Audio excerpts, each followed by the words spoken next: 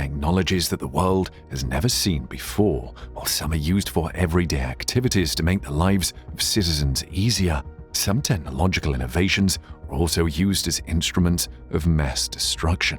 Recently, it was discovered that the US Navy has been doing some background research, and now they just admitted that they've created something so advanced it can't be stopped.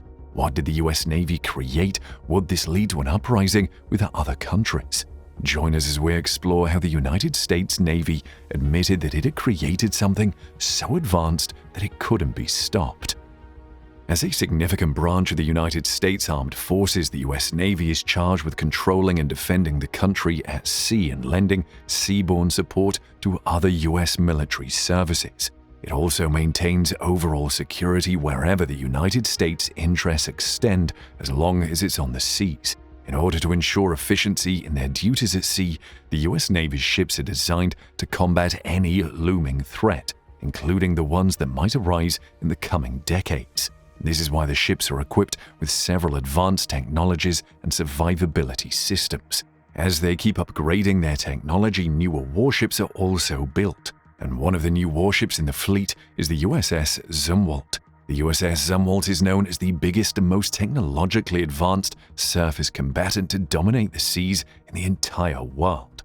This warship is the lead ship equipped with next-generation multi-mission destroyers invented to solidify naval power on the seas. It comprises a state-of-the-art electrical propulsion system, stealth design, wave-piercing tumble-home hull, and the latest warfighting technology and weaponry installed inside it. The Zumwalt-class destroyer can perform a range of deterrence, sea control, command and control missions, and power projection while allowing the Navy to experiment with new systems and missions.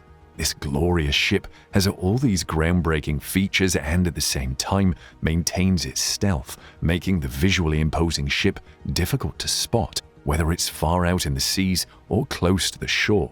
The features installed in this war machine would allow the US Navy to meet maritime missions at sea and implement new technologies that would help meet emerging security environments. These new technologies are being tested for efficiency on other US warships, and one of them is a laser weapon that can destroy an aircraft in mid-flight. The US Navy has been inventing laser weapons and testing them in case there's a need to make necessary upgrades and tweaks. And as new warships are being created, some of these technologies have to be equipped for better defense, which is why the test was carried out. The test was carried out on a US Navy warship operating in the Gulf of Aden, and the warship was able to fire on a floating target with this high laser weapon.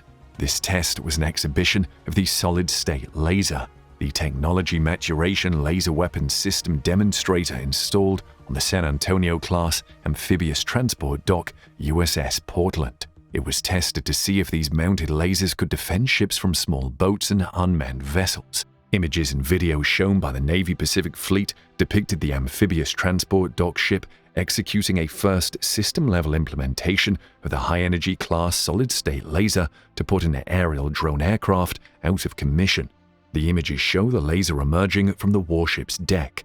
Short video clips of the aftermath were also taken, showing what appears to be the drone burning.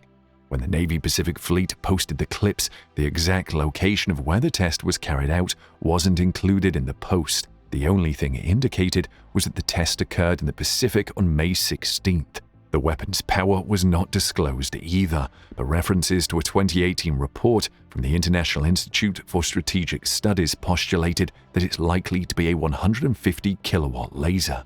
Conducting advanced sea tests against UAVs and small crafts was a giant leap in technological innovations, as it will help the US Navy and armed forces as a whole to obtain excellent information about the capabilities of the solid-state laser weapons system demonstrator against potential threats. Captain Kari Sanders, the commanding officer of Portland, where the laser weapon was tested, also agreed to this as he made a similar statement. He continued in his statement, "With this new advanced capability, we are redefining war at sea for the Navy." The Navy wants to implement these lasers, which it also refers to as directed energy weapons, because the laser technology can serve as effective defenses against drones or small armed boats. This was addressed in the statement from the Navy Pacific Fleet. saying the development and implementation of directed energy weapons like the LWSD gives effective warfighter benefits and provides the commander with increased decision space and response preferences.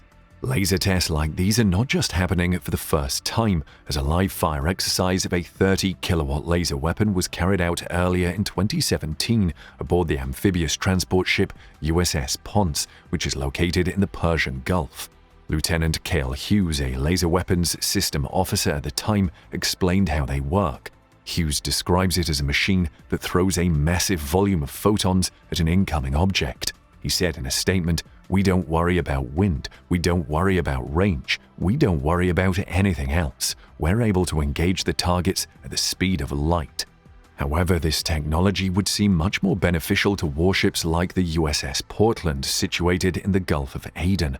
This is because vessels in this area and surrounding waters encounter growing threats from not only manned watercraft but also unmanned systems.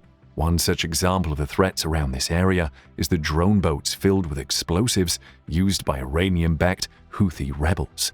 Vessels in this area are also prone to facing aerial threats from flying drones. Before the high-energy laser weapon system on the USS Portland was tested recently, it was first tested in May 2020, when it was used successfully against an unmanned aerial vehicle while sailing in the Pacific. The laser weapon system demonstrator equipped on the USS Portland is a more effective follow-on system constructed based on observations the Navy obtained from testing the 30-kilowatt laser weapon system aboard the USS Ponce in the 5th Fleet Area of Responsibility. However, this laser weapon system and laser weapon system demonstrator are not the only directed energy technologies the United States Navy has been looking to implement as it modernizes its combat systems. The Sea Service has also been making plans towards the high-energy laser integrated optical dazzler and surveillance, also known as the Helio system. It is a less powerful laser weapon system that could equip the Navy's Arleigh Burke-class destroyers. Also, this kind of work is not only limited to the Navy. The development and implementation of laser weapon systems, much like developing hypersonic missiles, has become a center of attraction for warfighting units in all military sectors, as they divert their attention to great power competition and the probability of high-intensity conflict. Subsequently, more prototypes are being manufactured, but the one produced by Lockheed Martin is still regarded as the most powerful. Lockheed Martin has steadily delivered weapons and military-grade equipment to the Department of Defense, but their recent delivery of the most potent combat laser ever made takes the cake. This has been a wish of the United States military, as all sectors of the country's armed forces have been striving to develop machinery that would block all aerial threats, like mortars, rockets, drones, and missiles. And now the new Lockheed Martin combat laser system has granted their wishes, having been the most powerful of all military-grade lasers seen to date. Modern warfare has brought about different new and emerging threats, several of which need a completely different approach to defense.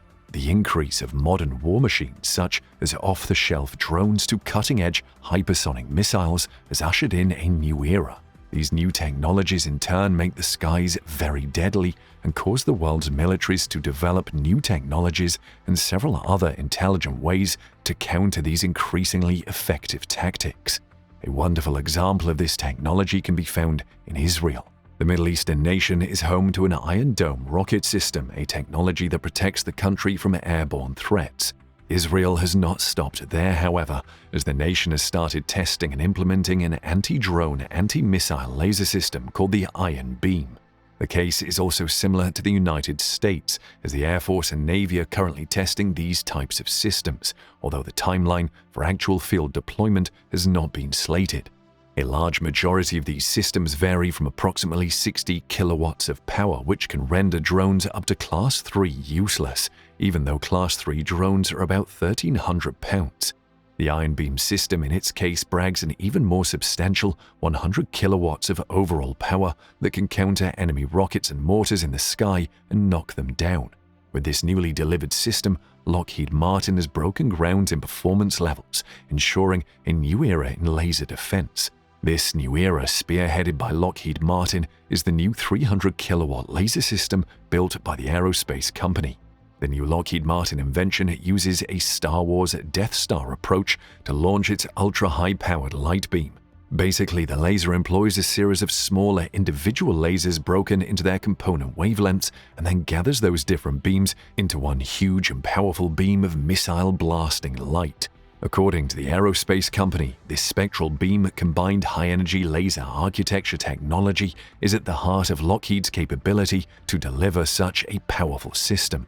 Lockheed Martin increased the power and efficiency and reduced the weight and volume of continuous wave, high-energy lasers, which reduces risk for future fielding efforts of high-power laser weapon systems, said Rick Cordaro, Vice President of Lockheed Martin Advanced Product Solutions, in a statement from the defense manufacturing company.